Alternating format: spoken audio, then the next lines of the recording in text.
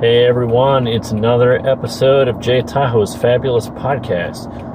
I'm driving home from work today, and it got me kind of, I've been thinking recently, I kind of became more conservative later on in life, and I kind of want to talk about how, lately, the left has just really been pissing me off.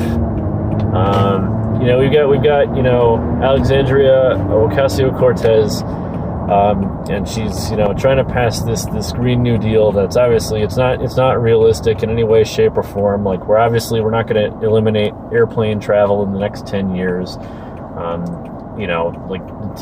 We're not going to be able to have free college for everybody. This is obviously, unattainable. We know we'd have to tax, everyone making over $250,000 at around a 70% tax rate. And if we were to do that, everybody's, screw those people, screw the rich, but they'd just go somewhere else where they could reap the benefits of their talents, and we'd have brain drain. What amazes me is how the left, they don't take into the concept of brain drain, right? Because all these politicians who are pro-socialism, Ocasio-Cortez, Bernie Sanders, they don't realize that if you make a society where income is nearly equal, it demotivates the people at the top, right? And I'm not saying that Reaganomics are the best, or arguing that trickle-down economics work, but I'm saying that on a whole, right, out of two systems that don't work, right, one of them works less.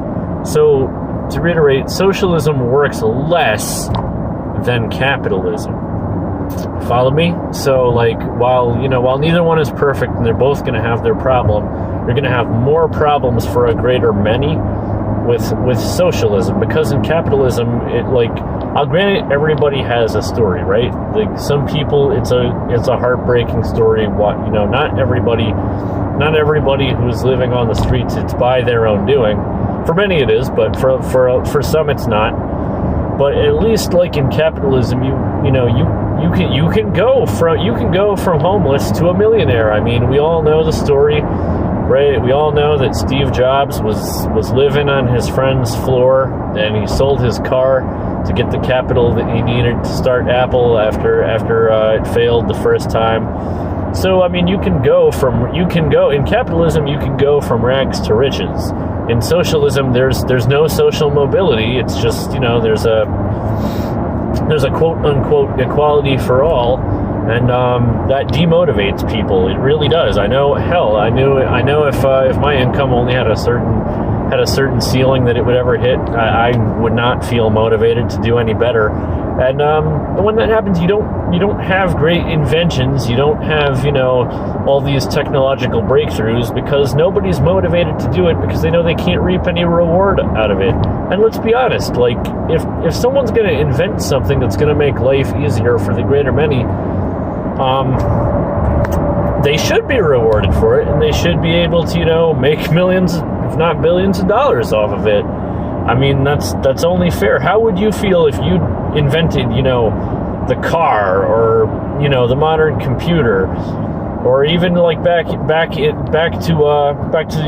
the Renaissance? If you were Johann Gutenberg and you invented the printing press, and and you didn't see a dime or whatever currency they were using, would that be fair? Would you have wanted to invent that? I'm gonna go with no. I'm going to go with you just, be like, oh, well, I'm a mindless worker, drone, and I'm going to, come here and work 9 to 5 and do what I have to do to make ends meet, and bollocks to everyone else. That's going to be your attitude. So, but I'm going a little off topic here. I do want to talk a little bit about how, I was a lot more to the left. I had a lot more liberal line of thinking when I was younger. Because I do think, in my personal experiences, I have attended 3 universities. Graduated from one, but I'd attended, 3 universities, throughout my late teens and early 20s. And the consensus I was getting is that, there were, I went to state schools, so obviously they were state funded, and I'm not saying that, like, you know, it was that the state had given them any type of agenda or anything. I just think that, you know, higher education, from what I had noticed, we seem to be given a overwhelming dose of the liberal or leftist point of view, without much representation of the other side. And, you know, I grew up with some friends who were conservative. Their parents were conservative, so, you know, I was exposed to their points of view. Also, at the same time, throughout high school and college, I was exposed to, you know, more liberal points of view. So I was more liberal in my younger years. You know, I ragged on Bush throughout his presidency. Not that, you know, as a teenager, I really knew much about anything. I was kind of just agreeing with a couple of my friends and, you know, talking out my ass. But as I got older, I started, you know, and as you start working and paying taxes and, you know, seeing a lot of your taxes, you know, be taken out, you kind of start to see, you know, what's happening around the country. And you do see working, I will never forget working in retail when I was probably 18 years old and watching people come in with food stamps and then, you know, and then they drive away in a Mercedes. And they'd buy like DVDs, they'd buy, you know, alcohol with money out of their pocket. And my line of questioning is, you know, I'm not saying that we need to get rid of food stamps and welfare. There are people who can't work and need it. There are people who are working their ass off and just don't make enough to make ends meet. And I don't think that any kids should suffer for that. But if you are coming in, you're buying food on food stamps, and then you're buying alcohol out of pocket, you are abusing the system. And I know I'm going to get flack for this in the comments, and I really don't care, because I've just seen it firsthand. Like, you know, I get it. Like, you're trying to make a better life for your kids. I'm saying, and do you not deserve a beer here and there? Yeah, okay, like, you know, yes. Like, I'm not saying it's inherently wrong to buy a beer, but there were people who were doing it every week. They'd come in with their food stamps, and then they'd buy, you know, whatever else, you know, with other money. Why aren't you saving that money? Why aren't you putting that away? It's just, people say that, like, oh, you know, that's the minority, not the majority who abuse the system, but for my time spent in retail, that was not the case. That's not what I saw. You know, I have actually seen somebody, you know, come in with food stamps and then drive away in a Mercedes. Now, okay, maybe they got the Mercedes, it was gifted to them by somebody, or, you know, they were doing some type of illegitimate business on the side, and that's how they were able to afford that. But these are all things that I have personally seen in my lifetime, right? Now, so that kind of started building a case, right? Because I used to be all about that free college, and, you know, healthcare is a human right, and so forth. Now, somebody very close to me is a physician, and since when the Affordable Health Care Act was passed, okay, yes, it did give more people in this country than ever before are now insured. And that is a good thing. However, the quality of medicine, I do believe, is on decline.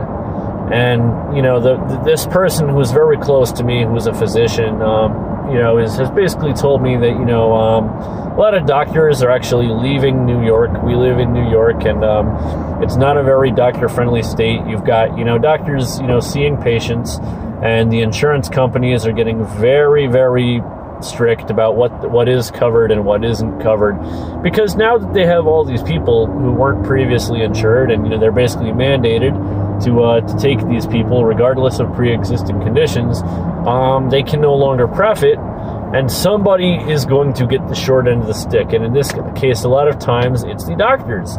And again, back to my first point about brain drain, and case in point, the doctors leaving New York, is that most doctors aren't doctors out of the kindness of their heart, right? They're doing it. I mean, yeah, like some doctors, they are doing it for their patients first and foremost, but they also have to be able to make money and profit, and to an extent, yes, they do deserve they do deserve to make very good money. I mean, they took a huge risk going to medical school, which has an extremely high failure rate.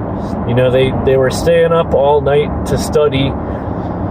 They were, a lot of them were working multiple jobs to get through medical school, and not getting much sleep. And then we're just looking at like, they're just all these rich doctors. But I mean, if they don't have the ability to become rich, you have to realize they're going to lose motivation. And when that happens, the quality of medicine suffers. So great that, we have a lot more people insured, but the quality of the insurance and the quality of medicine is decreasing as a result of it. Premiums, may be cheaper, but then deductibles go up.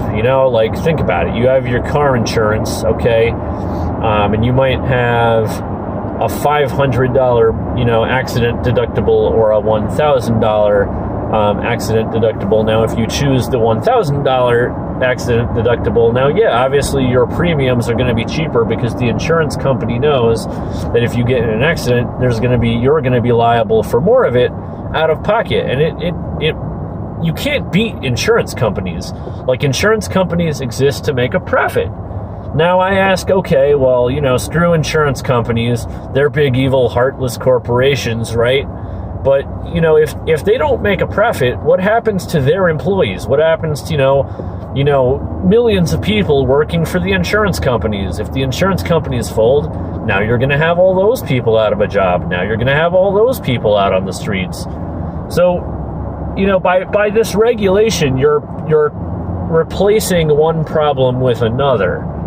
So I'm not saying that the system that we had before was great. It wasn't good. Like, there were too many people uninsured. Too many people didn't have access to healthcare. But now, by doing this, you're going to have a lot more people with access to healthcare, but the healthcare is going to be crappy. So again, which one does the greater harm, and which option does more good? Now, I've kind of become libertarian over the years because I feel that we should have the greatest freedom for the greatest many, which means if we can, the less we can regulate, the less we can govern, the more we have smaller government and still keep people healthy, happy, and safe, then that is the option that we should pursue. Obviously, some regulation is necessary. I think that when it comes to things like climate change, when it comes to some social issues, okay, the left, the liberal way of thinking, they do have some points. Economically, though, definitely conservative policies and more capitalistic options obviously outweigh the socialist options, outweigh the government redistribution of wealth. Because when you get down to it, it's theft. It's theft. I mean, I recently got a promotion last year. I jumped up a tax bracket. I'm now paying roughly 30% of my income every year is taxed away. It does make it hard to live. I mean, I get by, but it's hard to save when you're paying such a high tax rate. And my questioning too is, right, is we pay all these taxes, that make life just difficult to get by because we're being taxed, up the ass, especially in somewhere like here, like New York. Everyone knows it. And our infrastructure is still garbage. I mean, get on a subway in New York and, get on 10 subways in New York and see how many of them break down. Okay, get on the Long Island Railroad and see how many times it's delayed. Drive on one of our highways and see how many potholes you hit. Like, if so, we're paying all these taxes and we still have garbage infrastructure. Where is it all going? Like, you really don't think that, our politicians aren't stealing our money? And I'm not talking about, like, Congress, House of Reps, and, the Senate, and the judicial branch. No. I'm talking about, our local governments, right? The city, the county, the town.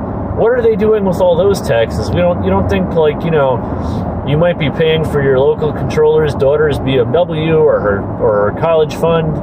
I would bet that, they're embezzling it. And I think, like, we should, there should be more transparency with where our tax dollars go. Maybe, like, some type of, I don't know how we'd implement this, but some type of itemized receipt for the taxpayers, so you can actually see real time where the taxes you paid, what it was used for. I think something like that, although hard to implement, would be a great way for us to hold our local governments accountable.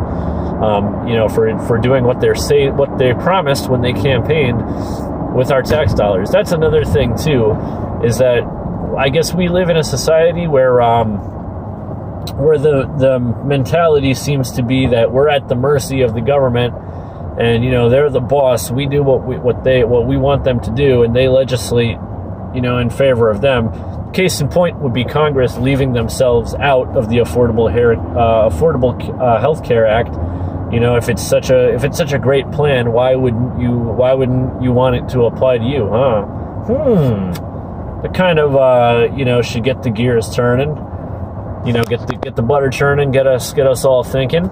If this plan is so beneficial, how come you don't want to be a part of it? So we don't hold our governments accountable. We don't use our votes to, because my line of thinking is, I have a couple of years of managerial experience, and if I hire somebody to do a job, and I've talked to them and they're not getting it done, I'm going to kind of have a sit down with them and try to find out what's happening, why the job isn't being done, what I can do to better facilitate them getting the job done, come up with a plan to get them going in the right direction and get the job done. Now, I've had a couple of those conversations and it's still not being done. Now we got to have that conversation of, well, this isn't really working out, and maybe this isn't the job for you. So we have elected government officials, right? We have got congressmen and women. We've got senators who've been in the game, from anywhere from 8 years to almost 30 years. And they keep, we know gerrymandering, right? Look, if you don't know what gerrymandering is, look it up. There's videos on that you can find, drawing district lines to basically benefit you so you keep getting reelected.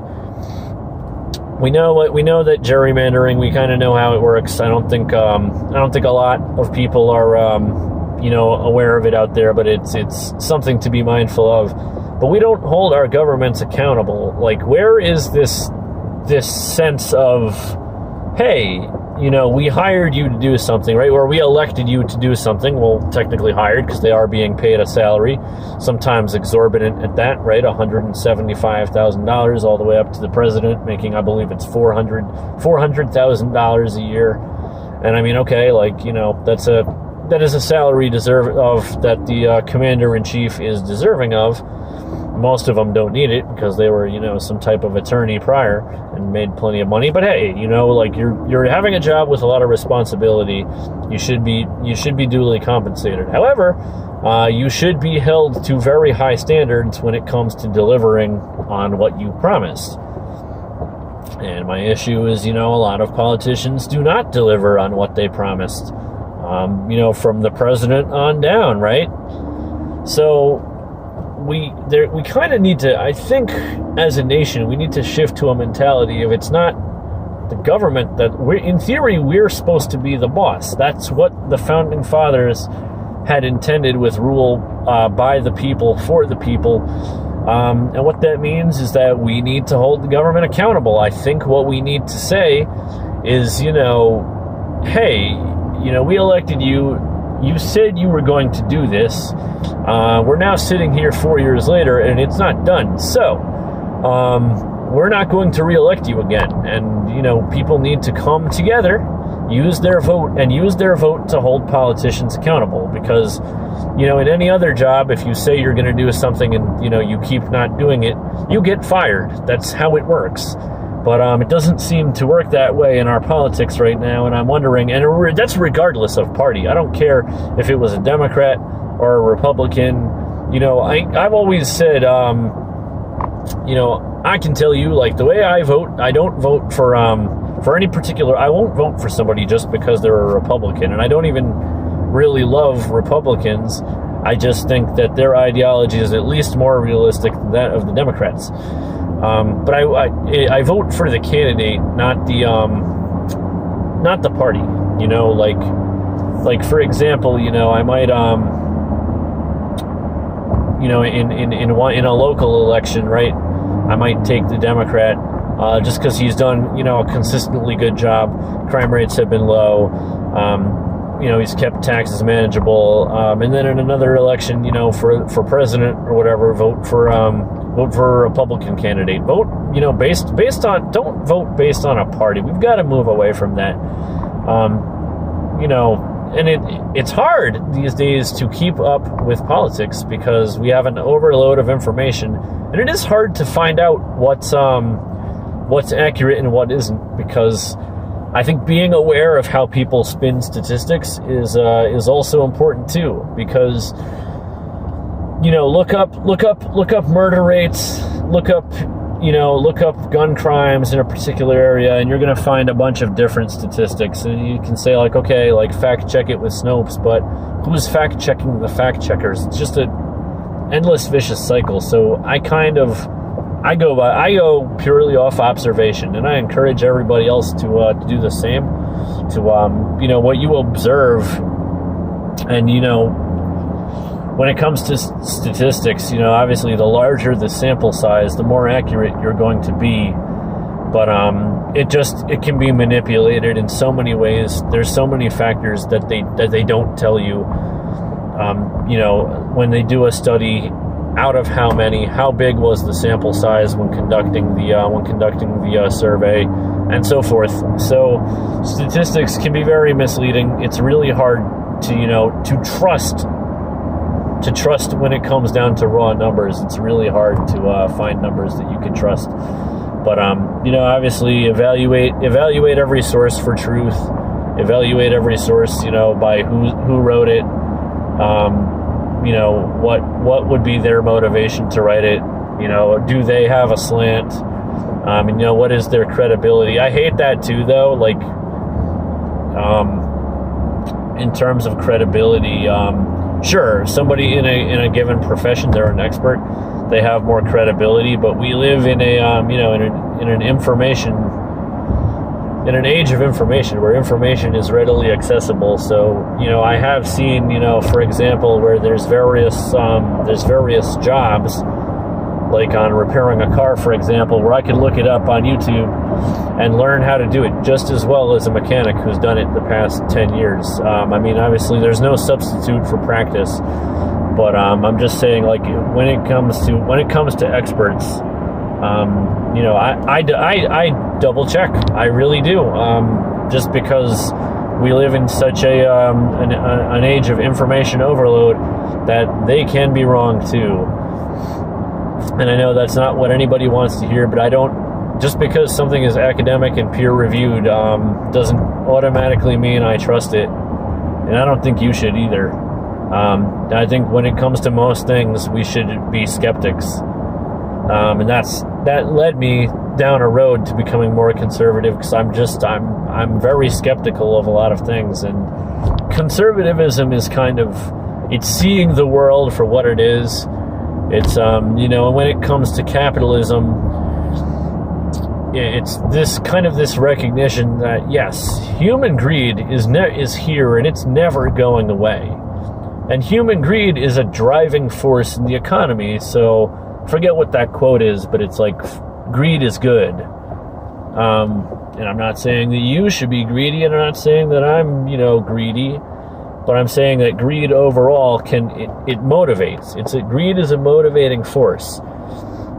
When you have a system where nobody can achieve higher status or higher income, you take away motivation, and that in turn just leads to stagnancy. You see, like, look at a country like Venezuela, that's socialist, right? Like, how's that working out for them? Does everybody have food to eat?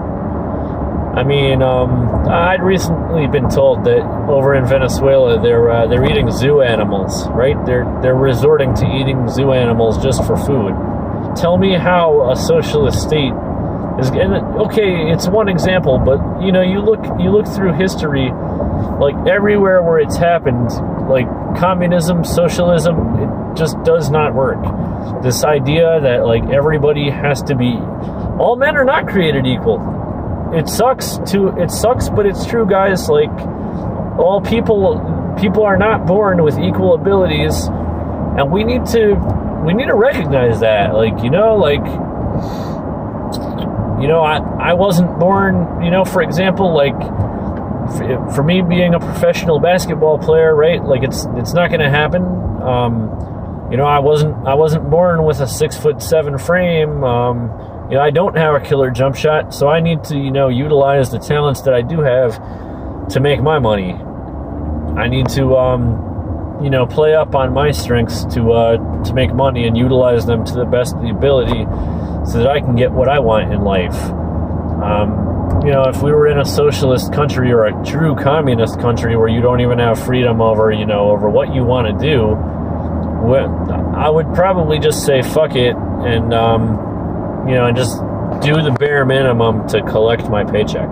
Honestly, like, I don't know why I would work harder, when I'm not happy, when I'm being told what I have to do, and I can't even make more money for it. I mean, hey, look, we've all taken jobs that we didn't just love because they paid more, but at least it was a chance for a little social mobility. Maybe by taking that job, you could afford that new car you wanted. Now, when it comes to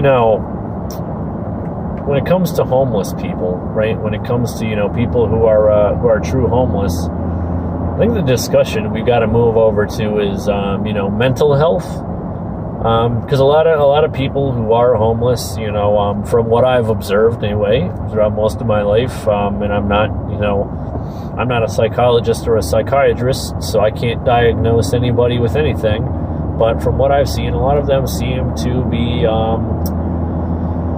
not all there mentally, and it's obviously it is a problem that needs to be addressed. I do feel for these people, but if we're gonna start taking away opportunity from the many for the few, it just doesn't seem right, especially when a lot of these people, if we were to go to socialism, wouldn't be able to work anyway.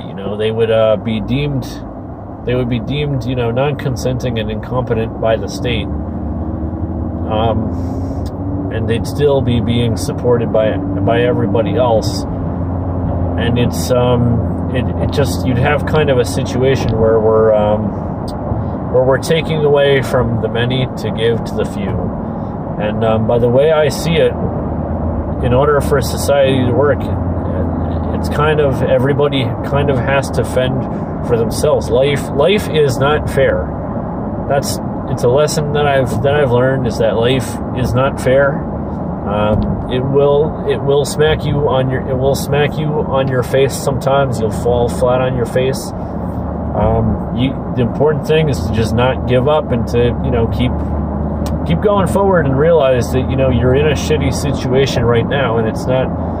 But if you keep going, it's not always going to be like that. Like, it's not. You're going to be in a situation, okay, where you're driving around in a shit box that keeps breaking down on you every day, and you're showing up late to work, and you're on the verge of getting fired from work. I feel for you. I've been there. You know, we all have. I think most people have. But you know, if you keep going, it's got to be about what you can do, not society. It's just to me, the left, they seem to just want to blame society for the failure of the individual. And you know, I'm not saying that it never is, but the majority of the time there's something, you know, and it's something that's on the individual. So how I've become more conservative, I've just observed the world. My liberal viewpoints kind of started going to the wayside. I was kind of, you know, from what I'd seen, been like, what they want to do really isn't fair. You know, it's really just hands off, laissez-faire capitalism really is the best. If you have a bunch of crappy choices, you've got to go with the least crappy of the crappy choices, and this is it. It's you know, you've just got to like have people self-motivated, and they've got to come out and do what they want to do. If they really want to get to like that next income tier, then you know, they've got to figure it out. They've got to utilize what talents they do have. They've got to, you know, and by the way, when it comes to free college for everybody, we're also kind of like in this mentality that you have to go to 4-year university to get a career that you're going to make decent money with. And I don't have a 4-year degree. I have a 2-year degree from community college. You know, and I had worked hard. I'd worked several retail jobs and gotten myself into management positions several times, where now I'd gotten my way towards the middle management of the particular company I work for now. And so it is doable. You don't have to go to 4-year college in order to have a career that you can sustain yourself with, or even make good money. I know people who make 6 figures who haven't gone to college. You know, trades. You know, trade school it's a lot cheaper than college, and there's no such thing as a poor plumber, guys. I mean, if you're a plumber, you know, with overtime, you're making anywhere from 60. Once you're a master plumber, you're making anywhere from $60 to $90 an hour. Okay, you are making well over 6 figures for the year. Once you're doing overtime, like, forget it. You're making good money. And electricians, you know, mechanics, you can make great money in these trades. And it's just kind of the baby boomers had that right, you know, but now it's just kind of being glossed over. You know, even like most police departments, you only need a 2-year degree, which isn't going to run you like, you know, crazy money like a 4-year degree would, right? You can get you know, I got my community college degree for like $10,000. You know, versus, you know, people who spend, you know, $100,000 on these student loans. It's like, why are you putting yourself into that kind of debt unless you know that you're going into a field where it's required? Why do that to yourself? Why does everybody need it? Just because somebody has a degree, you know, doesn't make them a smarter person. It means they have a degree, and, you know, for that field that they're going into, should they be chosen over somebody who doesn't have it? Sure. They happen to be more educated on that particular major and minor, but, you know, for most degrees, right? Like, let's say you want to be a welder, which is, you know, something you can make 6 figures in, right after you get all your certifications. Let's say you want to be a welder. Why does it benefit you to know interpersonal communications, right? Like a class like that, or English composition too. Okay, it can help you with your grammar, and you can type a better cover letter. But also, like, you're gonna have to type that cover letter, you know, maybe 1 to 2 times for a particular job. You could just go on YouTube and, you know, look up how to type a cover letter and not have to, you know, spend $3,000 on a class. So what I'm saying is, like, you know, I don't think it's something that, you know, free college is not something we need, nor do I think, like, that it's that necessary in order to lead a fulfilling life. I really don't. I'll tell you, my life is plenty fulfilled, and I only have a 2-year degree from community college. And honestly, the community college I went to, I found the quality of the education superior to both of the 4-year universities I went to. So that's my thoughts on that, and that's how my viewpoints over the years had changed from more liberal to more conservative. And I just think that it's more realistic. It really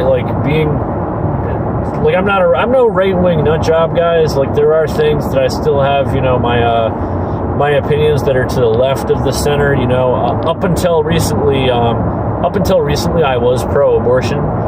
However, now in New York, I think what they're doing is it's pretty disgusting. The 2-term abortion. I think if you're doing it in the first trimester, okay,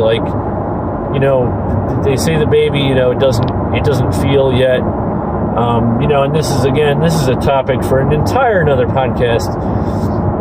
But they say the baby hasn't had a chance to develop feelings or pain receptors or anything like that. But if you're doing it to term, I mean, that's pretty much murder. I don't see. Let me know in the comments your thoughts. But to me, that is murder. It's appalling, and it's not. It's terrible. Really, that's something that we should be holding. If you live in New York, Governor Cuomo, we should be holding him accountable to that. He should never see another term. That's just the icing on the cake right there to let me know that he's a scumbag. He needs to go. But yeah, that's how I because it's not a viewpoint I think you see much. It's like a first-hand account of one person changing political ideologies.